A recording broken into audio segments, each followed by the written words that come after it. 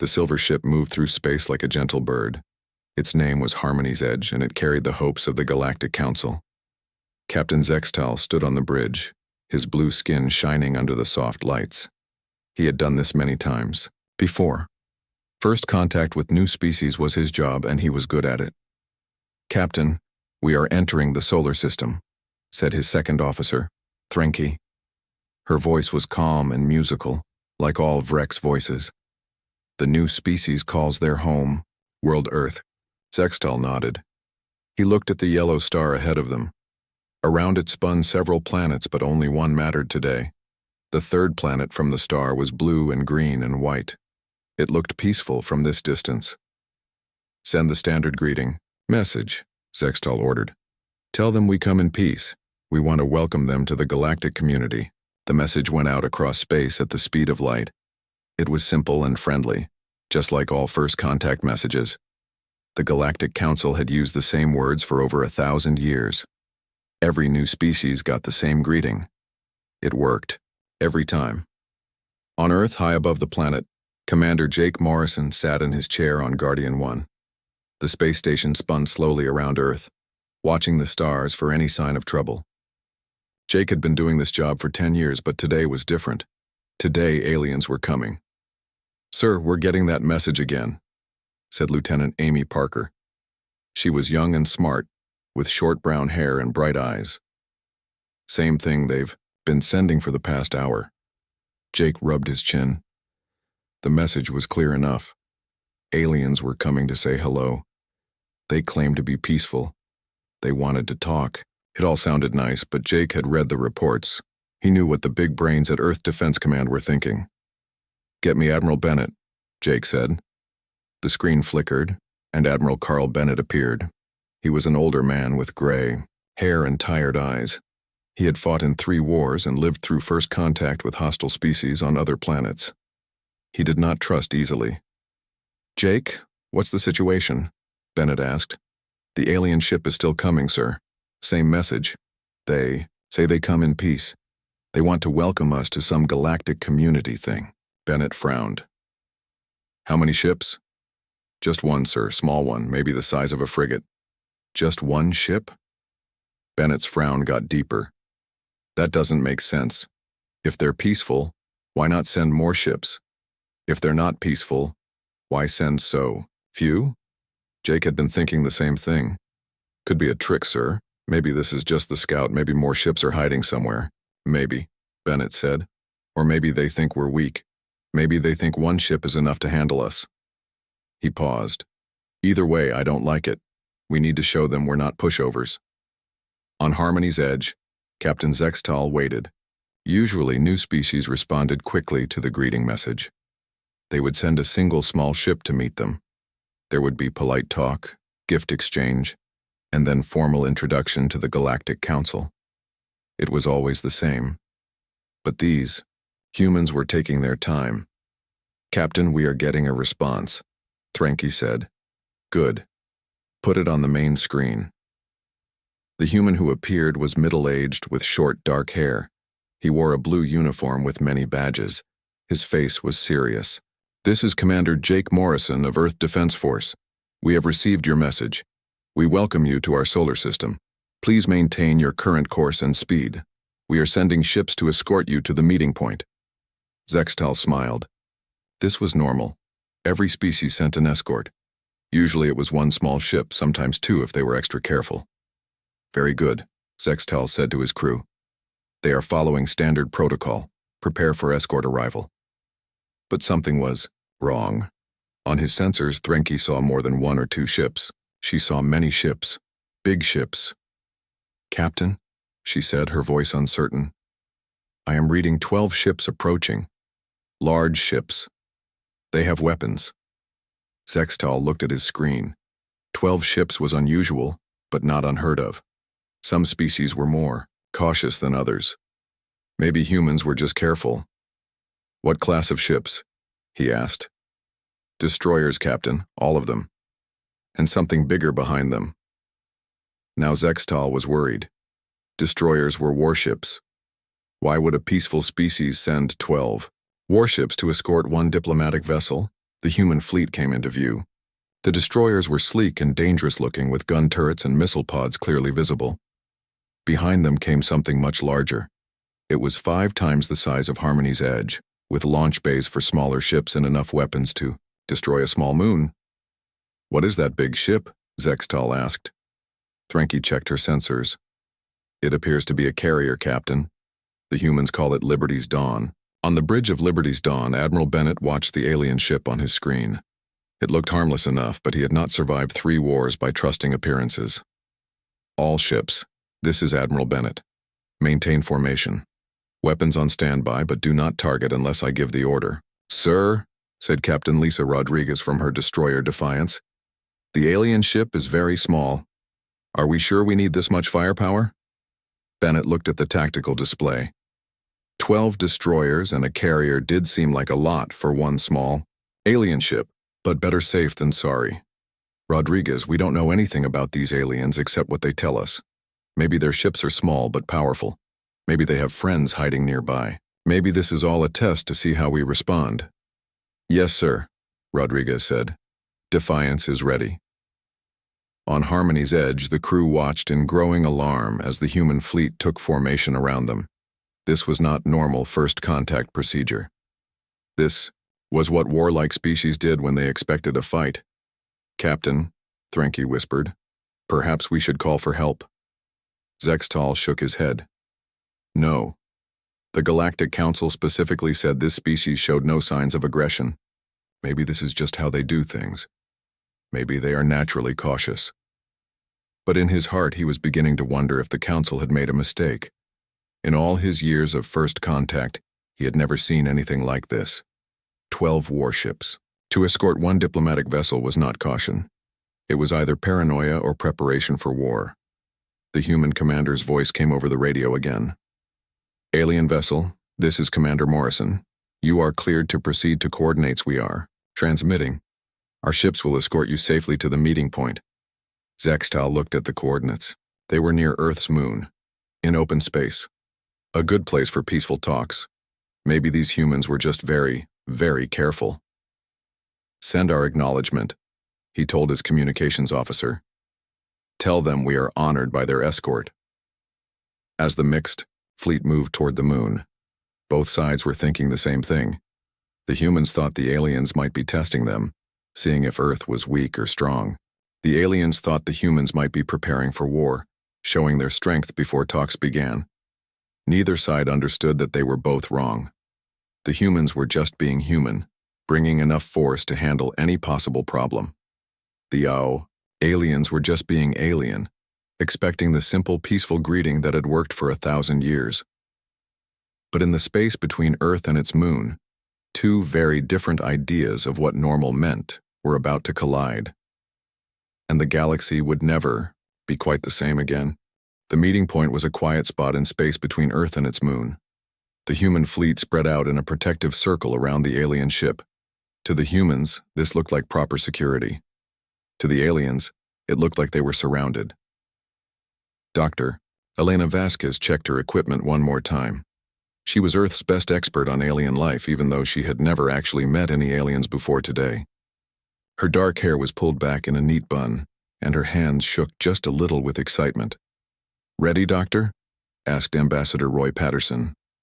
He was a tall man with silver hair and a calm voice. He had spent 20 years making deals between countries on Earth. Today he would try to make a deal with an entire galaxy. "As ready as anyone can be for something like this," Elena said. She looked at the shuttle that would take them to the alien ship. "Do you think they'll be friendly?" Roy smiled. "If they wanted to hurt us, they wouldn't have sent just one small ship. And they certainly wouldn't have waited for us to bring 12 destroyers and a carrier to the party." The shuttle launched from Liberty's Dawn and flew toward Harmony's Edge. Inside the shuttle, Elena and Roy sat with their gifts for the aliens. The gifts had been chosen carefully by Earth's best minds. Elena opened the first case. Inside was a plasma rifle, the latest model from Earth Defense Industries. It was sleek and powerful, with enough energy to punch through tank armor. "Think they'll like it?" she asked. Roy nodded. It's our best technology. Shows we respect them, enough to share our finest work. The second case held tactical manuals from Earth's military academies. The books contained strategies from every major war in human history, from ancient battles to space combat. The covers were decorated with gold leaf to show their importance. The third case was full of blueprints for defensive systems. Shield, generators, automated turrets, kinetic barriers, and point defense systems. Everything a growing civilization might need to protect itself. This should show them we want to help, Roy said. On Harmony's Edge, Captain Zextal prepared for his guests. He had put on his finest ceremonial robes, deep blue with silver threads. Threnke wore her best jewelry, crystal beads that sang softly when she moved. The gifts they had prepared were beautiful. Seeds from the gardens of Rex Prime, each one capable of growing into flowers that bloomed in impossible colors. Poetry, crystals that held the greatest works of literature from 12 different worlds. Musical instruments carved from singing wood that made melodies by themselves. Do you think they will understand the poetry crystals? Threnke asked. All intelligent. Species appreciate art, Zextal said. It is what separates us from the beasts. He looked at the human shuttle on his view screen. It was small but heavily armored, with weapon ports clearly visible. Even their diplomatic shuttle was built for war. Captain, his communications officer, said, "The humans are requesting permission to come aboard." Granted. Have them escorted to the main meeting chamber. The human shuttle docked with Harmony's Edge. Elena and Roy stepped out, carrying their cases. The inside of the alien ship was beautiful, with curved walls that glowed softly and air that smelled like flowers. Two aliens met them. They were tall and thin, with blue skin and large eyes. They moved gracefully, like dancers. "Welcome," said Captain Zextal, his voice musical. "I am Captain Zextal of the ship Harmony's Edge. This is my cultural advisor, Threnke." "I am Ambassador Roy Patterson of Earth," Roy said. "This is Dr. Elena Vasquez, our expert on biological sciences." They followed the aliens through corridors filled with art. Paintings covered the walls, showing peaceful scenes from many worlds. Sculptures stood in alcoves, carved from materials that seemed to glow with inner light. The meeting chamber was round, with a crystal table in the center. Soft music played from hidden speakers. Everything was designed to create a feeling of peace and harmony. "Please, sit," Zextal said, gesturing to chairs that looked like they were grown rather than built. Roy and Elena sat down. The chairs were surprisingly comfortable. "We have brought gifts," Roy said, "to show our friendship and respect." "As have we," Zextal replied. "It is the way of civilized beings." Roy opened the first case. The plasma rifle gleamed under the soft lights. Both aliens stepped back in shock. "This is our latest defensive technology," Roy explained. "It uses contained plasma to neutralize threats at long range." Zextal stared at the weapon. In Galactic, culture giving weapons as gifts meant one of two things. Either you were declaring war, or you were insulting the recipient by suggesting they were too weak to defend themselves. You give us instruments of death?" Threnke whispered. Elena looked confused. "It's not an instrument of death. It's a tool for protection. Very advanced technology." Roy opened the second case. "These are our tactical manuals. They contain strategies for defense and conflict resolution." The books were thick and heavy, filled with diagrams of battles and troop movements. The aliens looked at them like they were looking at poison. "Conflict resolution?" Zextal asked weakly. "Yes," Roy said proudly. "Everything from small unit tactics to planetary defense strategies. Some of our finest military thinking." The third case made things worse. The blueprints showed weapon systems, defensive installations, and military technology. To the humans, these were gifts that said, "We want to help you protect yourselves." To the aliens, they were threats that said, "This is what we will use against you if you displease us." Threnke was making small sounds of distress. Zextal looked like he might faint. "Perhaps," Zextal said carefully. You would like to see our gifts? He opened the first container. Beautiful seeds spilled onto the crystal table, each one glowing with soft bioluminescence. Elena picked up a seed. What does it do? Do? Zextal seemed confused by the question. It grows into a flower, a beautiful flower that blooms in colors your eyes have never seen. Elena turned the seed over in her hands. Does it have any defensive applications? Does it produce toxins or sharp thorns? No, Threnke said, horrified. It produces beauty and joy. Roy looked at the seeds politely, but without much interest. Very nice. Do they grow food as well as flowers? No, Zextal said.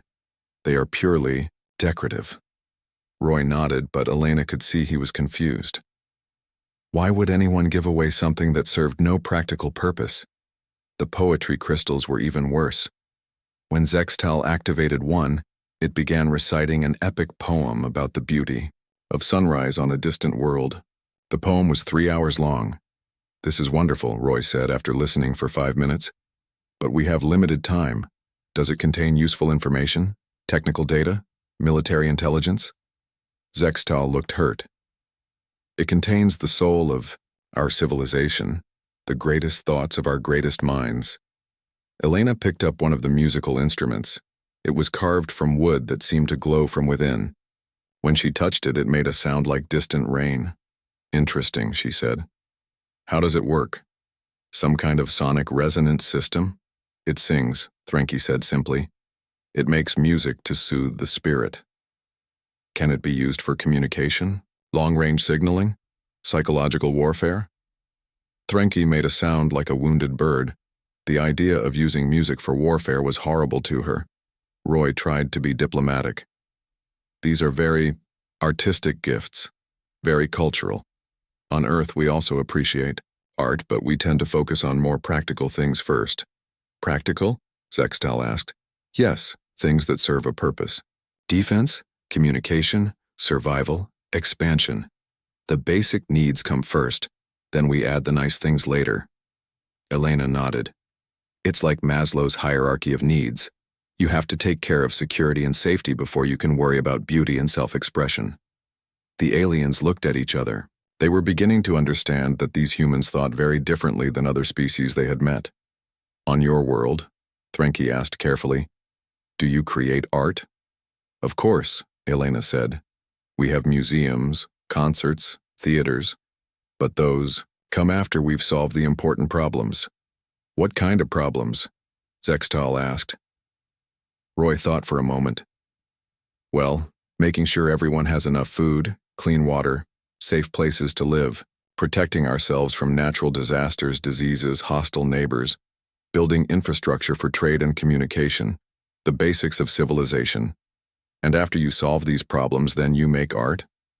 Well, Elena said, the problems never really get completely solved. There's always something new to worry about. But we make art anyway in our spare time. Zextal was quiet for a long moment. Then he asked the question that had been bothering him since the human fleet arrived. Ambassador Patterson, may I ask why you brought so many warships to a peaceful meeting? Roy looked surprised. 12 destroyers? That's not very many. Admiral Bennett wanted to bring more, but we thought that might seem aggressive. Aggressive? Threnke squeaked. Yes, we didn't want you to think we were trying to intimidate you, so we kept it small. Just a basic escort force, Elena added helpfully. Plus the carrier, of course. But that's just for logistics support. Zextal felt dizzy. A basic escort force. 12 destroyers and a carrier was what these humans considered a small, non-threatening welcome party. What? He asked very carefully. Would you consider a large force? Roy and Elena looked at each other. Well, Roy said, probably a full battle group. Maybe 50 ships, including heavy cruisers and battleships, but we'd only do that if we thought there was real danger. Of course. Captain Zextal needed to understand these strange humans better. The gift exchange had gone badly, and he was starting to worry that first contact might fail completely. But the Galactic Council had given him clear instructions. He must learn about human culture and find a way to bring them into the galactic community peacefully. Ambassador Patterson, Zextal said, trying to keep his voice steady. Perhaps it would help if we showed you how civilized species resolve their differences. Roy looked interested. That sounds like a good idea. We're always eager to learn new ways of handling problems. Elena nodded. On Earth, we have many different methods of conflict resolution. It would be fascinating to see how other species do it. Zextal felt a little more hopeful. Maybe these humans were not as warlike as they seemed. Maybe they just needed to see better examples. I will arrange for you to observe the Galactic Standard Conflict Resolution Protocol, he said. We have 2 minor disputes that need settling, perfect examples for you to study. He sent messages to nearby ships. Within an hour, representatives from 4 different species had arrived at the meeting point. The humans watched with curiosity as the alien ships took their positions. Lieutenant Amy Parker monitored everything from Guardian 1. She was young, but sharp, and she had been studying the alien communications since they arrived. Commander Morrison, she said, I'm reading 4 new ships, small ones about the size of shuttles. Jake looked at his screens. Any weapons? None that I can detect, sir. They look like civilian transports. Jake frowned. Civilian ships? What are they doing here? On Liberty's Dawn, Admiral Bennett was asking the same question. He didn't like surprises, especially when they involved unknown alien species. Admiral, reported Captain Lisa Rodriguez from the Defiance. The alien ships are taking positions around Harmony's Edge. No hostile actions detected, but they're not following any military formation I recognize. Keep watching them, Bennett ordered. And keep our weapons ready. This could be a trick. Back on Harmony's Edge, the demonstration was about to begin. The main viewing chamber was filled with aliens of different species. There were the tall, blue-skinned Vrex like Zextal. The Kethri looked like walking trees with golden bark. The Ueltan had silver skin and moved like liquid mercury. The Nexvi had large heads and 6 arms, while the Wardal were covered in colorful feathers that changed patterns as they talked. Roy and Elena sat in special chairs watching everything with fascination. They had never seen so many different alien species in one place. The first dispute, Zextal announced, involves a trade disagreement between the Kethri and the Ueltan. A Kethri stepped forward. His bark-like skin rustled as he moved. Honored beings, he said in a voice like wind through leaves. My people have been trading rare minerals with the Ueltan for 30 cycles. Recently, they have requested a change in the exchange rate. A Ueltan flowed forward, her silver skin rippling. Respected ones, she said in a voice like water over stones. Market conditions have changed. The value of our cultural artifacts has increased while mineral demand has decreased. We seek fair adjustment. Elena leaned over to Roy. Sounds like a simple supply and demand issue. On Earth, we just negotiate new prices and sign a contract. Roy nodded. Should take maybe an hour or 2 at most. But the aliens were just getting started. The Kethri began what Zextal called the opening philosophical statement. It was a detailed explanation of the moral principles behind fair trade, the historical context of Kethri-Ueltan relations, and the philosophical implications of changing economic agreements. This took 45 minutes. Then, the Ueltan gave their responsive ethical framework, which covered their understanding of fairness, justice, and the spiritual significance of cultural exchange. This took another 45 minutes.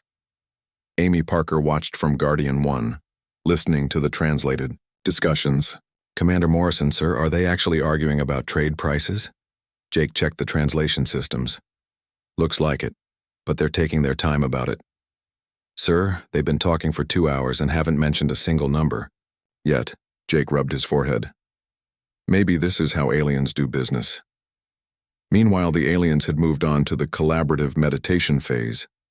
All the species sat in a circle and thought deeply about the problem while soft music played. This lasted 30 minutes. Elena looked at her watch. Roy, we've been here for 3 hours and they still haven't discussed actual prices. Maybe they're building up to it, Roy whispered back. After meditation came interpretive expression of positions. The Kethri performed a dance that represented their economic situation. It involved slow, graceful movements that looked like trees bending in the wind. The dance told the story of their minerals being harvested, processed, and traded across the galaxy. The dance lasted 45 minutes. The Yueltan responded with their own interpretive expression, which was more like sculpture than dance. They shaped themselves into different forms, creating art that showed the beauty and value of their cultural artifacts. This also lasted 45 minutes. Are they dancing their way through a business negotiation? Elena asked in amazement. I think so, Roy replied. This is definitely not how we do things on Earth. The second dispute involved the Nexvi and the Wardle. It was about a boundary line between their territories. On Earth, this would have been solved with maps, surveys, and legal documents. But the aliens had their own way. First, the Nexvi composed a poem about the history of their people and their connection to the disputed territory.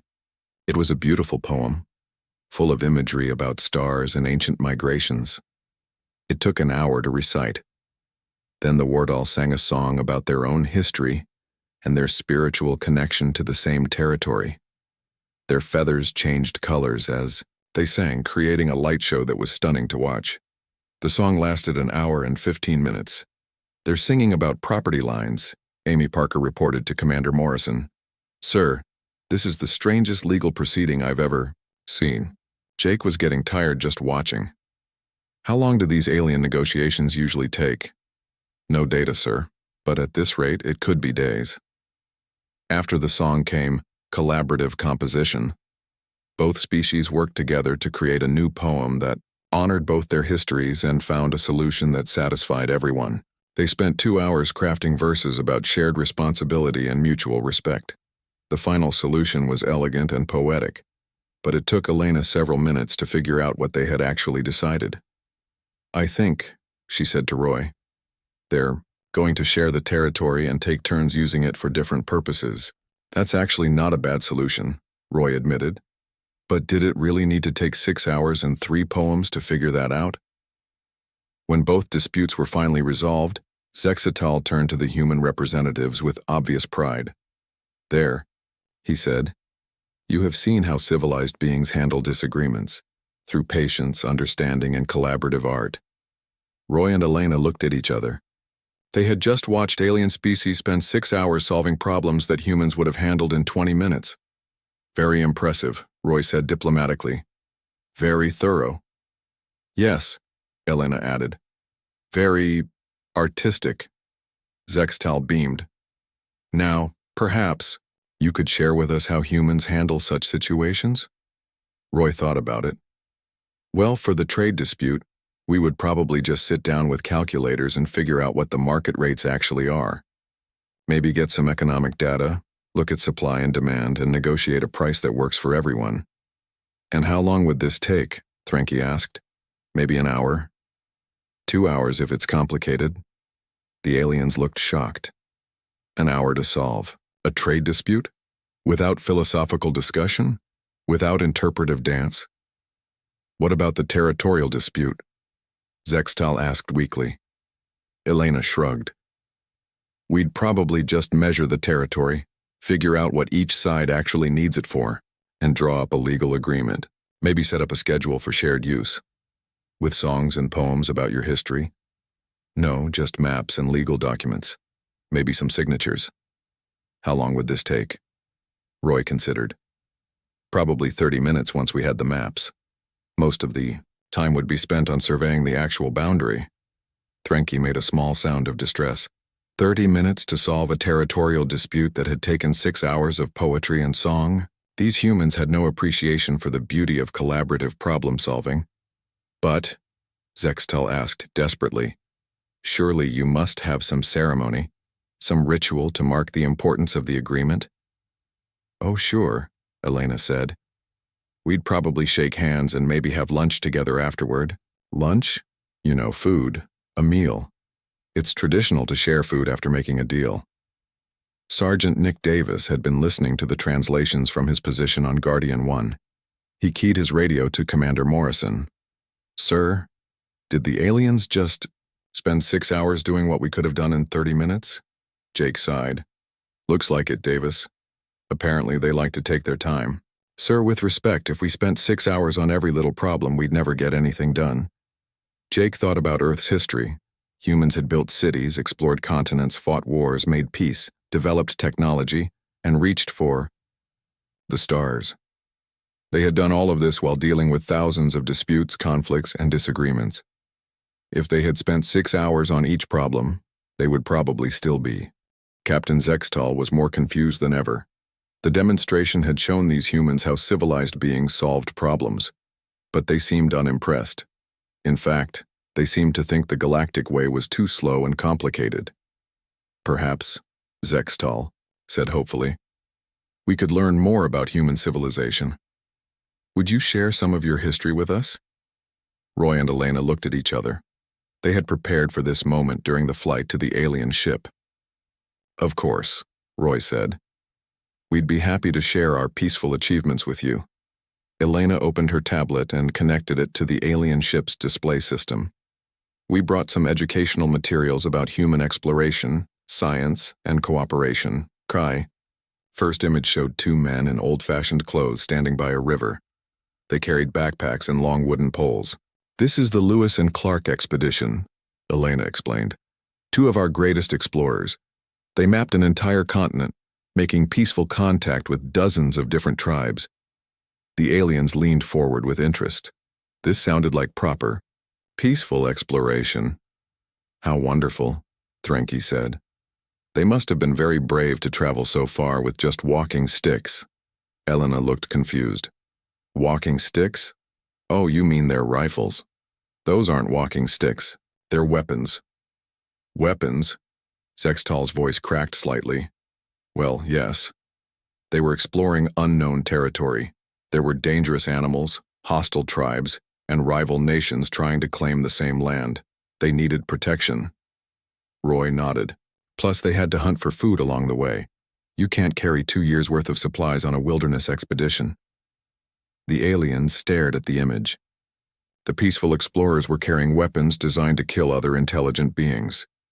They killed the people they met? Threnke whispered. Oh no, Elena said quickly. Well, not usually. Most of the tribal contacts were peaceful. They traded for supplies and information, only had to fight when they were attacked first. Only when attacked first, Zextal repeated weakly. The next image showed a large space station spinning slowly above a blue planet. This is our International Space Station, Roy said proudly. A perfect example of global cooperation, built by multiple nations working together in peace. The aliens perked up. This sounded better. How inspiring, Zextal said. A monument to peaceful collaboration. Exactly, Elena said. It was built by the same countries that used to fight wars against each other. Russians, Americans, Europeans, Japanese, all working together. Used to fight wars? Threnke asked. Oh yes, huge wars. World Wars I and II, the Cold War, dozens of smaller conflicts, but now they cooperate instead of fighting. Elena switched to the next slide, which showed the space station's technical specifications. The interesting thing is that most of the technology came from military programs. The rockets were originally designed as weapons. The life support systems were developed for submarines and military bases. The aliens looked at the peaceful space station with new horror. It was built by warlike species using weapons technology. But, Zextal said desperately, surely they have moved beyond such things now. Roy smiled. Well, we still keep armies and weapons just in case. But we use them for peacekeeping now. The same countries that built the space station also maintain something called nuclear deterrence. Nuclear deterrence? Elena pulled up another slide. It's a peacekeeping strategy. Everyone has weapons so powerful they could destroy entire cities, so nobody wants to start a fight. The slide showed a map of Earth with little symbols marking missile locations. This is called mutually assured destruction, Roy explained. If anyone attacks, everyone dies, so everyone stays peaceful. Threnke made a sound like a choking bird. A peacekeeping strategy based on threatening to kill everyone? This was beyond anything in galactic history. Lieutenant Amy Parker was monitoring the cultural exchange from Guardian 1. She could hear the translations of what the humans were saying and the alien responses. "Commander Morrison," she said, "I think we're scaring them." Jake looked at his screen. The alien ship's energy readings showed signs of stress among the crew. "What are Roy and Elena talking about?" "Our history, sir. They just explained nuclear deterrence." Jake winced. That might not have been the best place to start. On Harmony's edge, Elena was moving on to what she thought were lighter topics. Of course, human children learn about cooperation and conflict resolution from an early age, she said. "We have many educational games." She showed images of children playing in parks and schools. "This is called Capture the Flag," Elena explained. Two teams try to take the other team's flag and bring it back to their base without being caught. The aliens watch children running, hiding, and sneaking around obstacles. "It teaches strategy, teamwork, and quick thinking," Roy added. "Very popular game." "They are practicing warfare?" Zextel asked in a tiny voice. "Oh, it's not real. Warfare," Elena laughed. "No one gets hurt. Well, not seriously. Sometimes kids get scraped knees or bruises, but that's part of learning." She switched to another image. "This is laser tag. Similar concept, but with simulated weapons. The children use infrared beams to shoot each other." The image showed children in dark rooms, carrying plastic guns that lit up when fired. "The goal is to eliminate the other team without being eliminated yourself," Elena continued. "Great exercise and lots of fun." Threnke had gone completely silent. Human children played games about eliminating each other? For fun? And this, Roy said, is paintball. More advanced version for older kids and adults. The next image showed teenagers in military-style gear, shooting paint pellets at each other from behind barriers. "It's like a real battle, but with paint instead of bullets," Roy explained. "Teaches tactical thinking and leadership skills." Sergeant Nick Davis was listening to all of this from his position on the Defiance. He keyed his radio to Captain Rodriguez. "Captain, are we really telling aliens that our kids play war games for fun?" Rodriguez sighed. "Apparently so, Davis. Though when you put it that way, it does sound a bit intense." "Ma'am, I played all those games as a kid. Never thought about how it would sound to a peaceful alien species." "Most human kids do, Davis. It's normal for us." "Right, but normal for us might be terrifying for them." Back on the alien ship, Elena was trying to explain human sports. "Physical competition is also important in human culture," she said. "Sports teach valuable lessons about effort, teamwork, and handling both victory and defeat." She showed images of various sports. Football players crashing into each other, hockey players fighting on the ice, boxers punching each other in a ring. "In American football," Elena explained, two teams battle for control of territory. They use strategy and physical force to advance toward the enemy goal." "Enemy goal?" Zextal whispered. "Well, opposing team goal," Roy corrected. "Though we do call them the enemy during the game. Makes it more exciting." Elena switched to hockey. "This sport allows limited fighting between players. If they break the rules, they sit in a penalty box for a few minutes." "They fight for entertainment?" Threnke asked. "Oh yes. The crowd loves a good fight. Gets everyone excited." The boxing images were even worse. Two humans hitting each other repeatedly while a crowd cheered. "The goal is to knock your opponent unconscious or hurt them enough that they can't continue," Elena explained cheerfully. "Very skilled sport. Requires years of training." By now, the alien crew was in a state of shock. Human children played warfare games. Human adults watched other humans fight for entertainment. Their peaceful space cooperation was built on weapons technology and backed up by threats of total destruction. Commander Jake Morrison was getting worried reports from all over the fleet. "Sir," Lieutenant Amy Parker reported, "the alien ship is showing signs of severe distress. Heart rates elevated, stress hormones spiking." "What are Roy and Elena showing them now?" "Boxing, sir.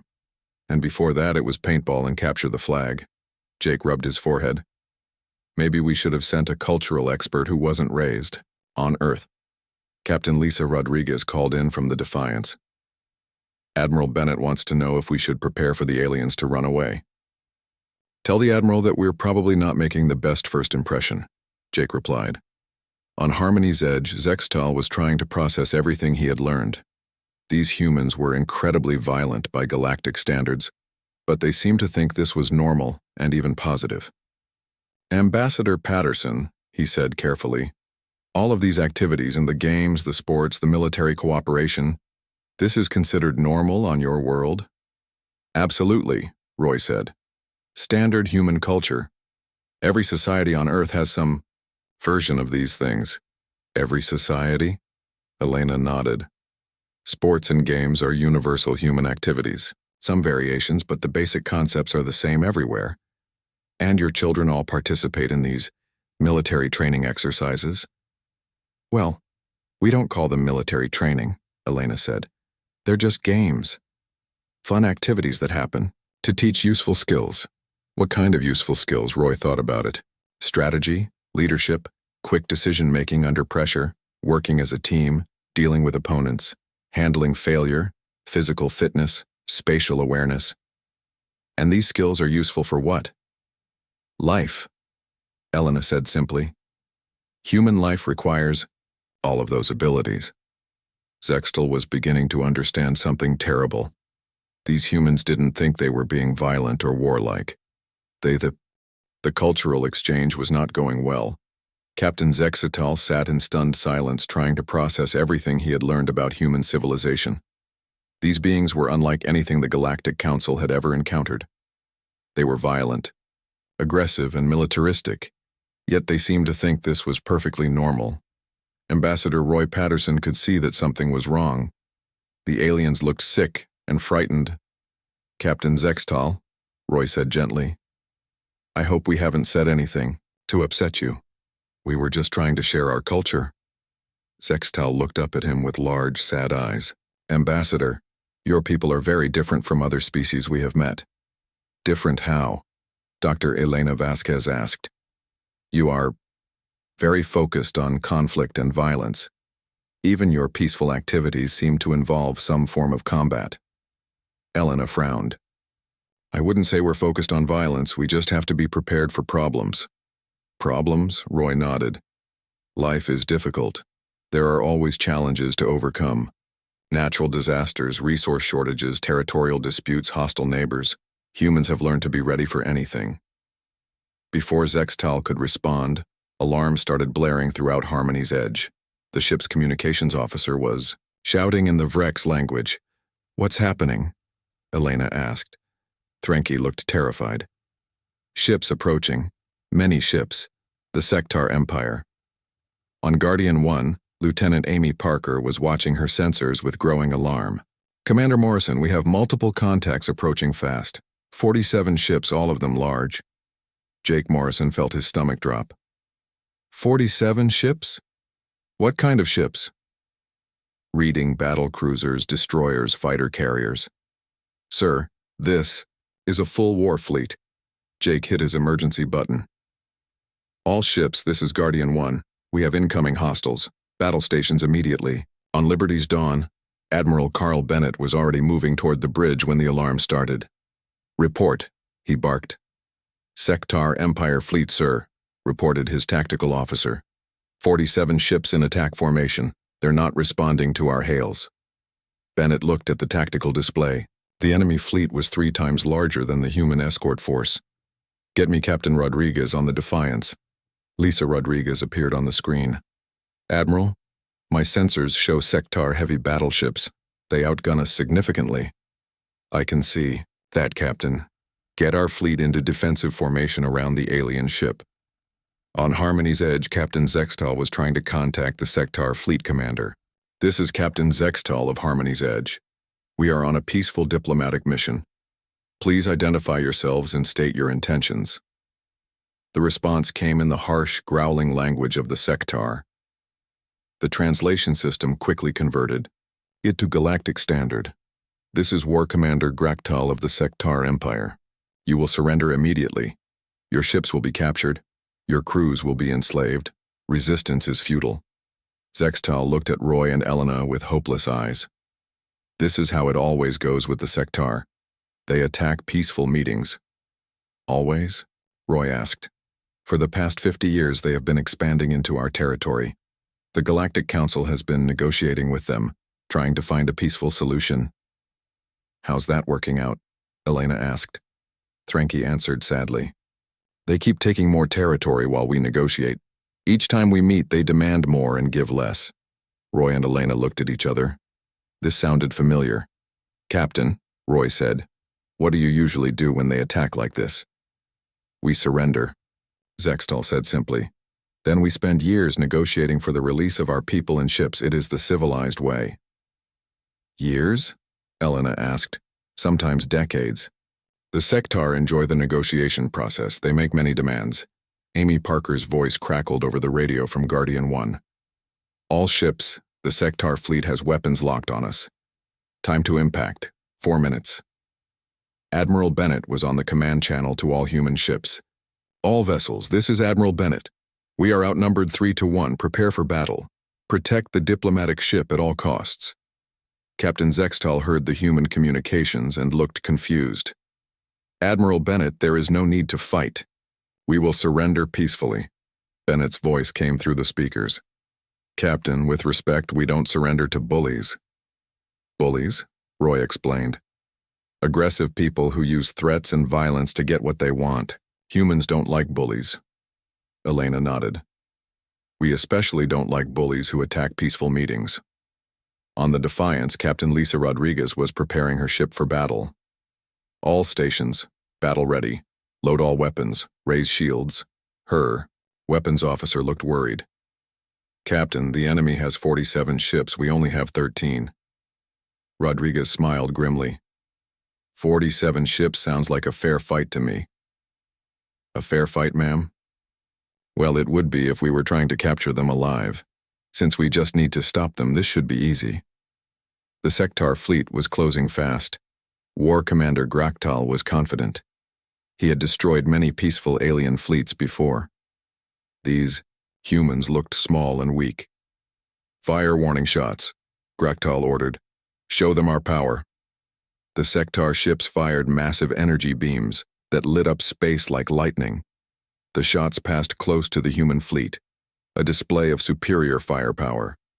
Admiral Bennett watched the light show without expression. Impressive. Captain Rodriguez, show them what our warning shots look like. The Defiance fired a single missile. It was a small missile, barely visible against the stars. It flew toward the Sectar fleet and then exploded in a flash of light that could be seen from 3 star systems away. The explosion was so bright that the Sectar ships had to dim their view screens. That was a warning shot, Bennett announced on all frequencies. The next one won't miss. War Commander Graktal stared at his sensors. One tiny human missile had produced an explosion bigger than his main guns. What kind of weapons did these creatures have? All ships attack, Graktal ordered. Destroy the humans. The Sectar fleet opened fire with everything they had. Energy beams, plasma cannons, and missile swarms filled space between the fleets. The human fleet responded like they had been waiting for this moment their entire lives. The 12 destroyers moved with perfect coordination, their point defense, systems shooting down incoming missiles like they were target practice. Their return fire was precise and devastating. Each shot hit exactly where it was aimed. Liberty's Dawn launched fighter squadrons that moved through the Sectar fleet like sharks through fish. The human pilots flew with a skill that the Sectar had never seen before. How are they doing this? Graktal screamed at his tactical officer. They are outnumbered 3-1. Sir, they fight like they have done this many times before. Their coordination is perfect. On Harmony's edge, the alien crew watched in amazement as the small human fleet tore through the massive Sectar armada. Ships that had terrorized the galaxy for decades were being destroyed or disabled one by one. This is impossible, Threnke whispered. How are they winning? Elena watched the battle with professional interest. They're using standard Earth military tactics. Nothing fancy. Standard tactics? Zextal asked weakly. Roy nodded. Combined arms coordination, overlapping fields of fire, tactical unit movement, basic stuff they teach in military school. Your military schools teach this level of efficiency? They have to, Elena said. Human conflicts require very high skill levels. If you're not good at fighting, you lose quickly. The battle was over in 15 minutes. Half the Sectar fleet was destroyed, and the other half was surrendering. War Commander Graktal found himself staring at Admiral Bennett on his view screen. War Commander, Bennett said calmly, you have two choices. You can surrender now and we'll let you retreat to your own territory, or you can keep fighting and we'll destroy the rest of your fleet. Graktal looked around his damaged bridge. How did you defeat us so easily? Bennett shrugged. You attacked a peaceful meeting that made us angry. Humans don't fight well when we're calm, but we're very good at fighting when we're angry. The Sectar commander surrendered. Captain Zextal sat in his chair, trying to understand what had just happened. The humans had destroyed a fleet that had been terrorizing the galaxy for decades. They had done it in 15 minutes, and they acted like it was no big deal. Ambassador Patterson, Zextal said slowly, that fleet you brought for escort duty, you said it was small. Roy nodded. Just a basic diplomatic escort. We didn't want to seem aggressive. And your real fleet? Back home, protecting Earth. Much bigger than this, Elena added helpfully. This was just our local patrol group. Zextal closed his eyes. How much bigger is your real fleet? Maybe 1,000 ships in the main fleet, Roy said, plus planetary defense systems, orbital platforms, and the Home Guard. 1,000 ships, Zextal repeated. Well, that's just for Earth, Elena said. Each colony has its own defense force, too. Zextal realized something that changed everything. What humans considered a small, polite escort force had just defeated the most feared military power in the galaxy. What they considered basic defensive preparations would be unstoppable by galactic standards. These humans weren't warlike monsters. They were just incredibly good at solving problems. Any problems, including problems that involved people shooting at them. Captain Zextal, Admiral Bennett's voice came over the speakers. The area is secure. You can continue your diplomatic mission. Zextal looked at Roy and Elena. Ambassador, I think the Galactic Council.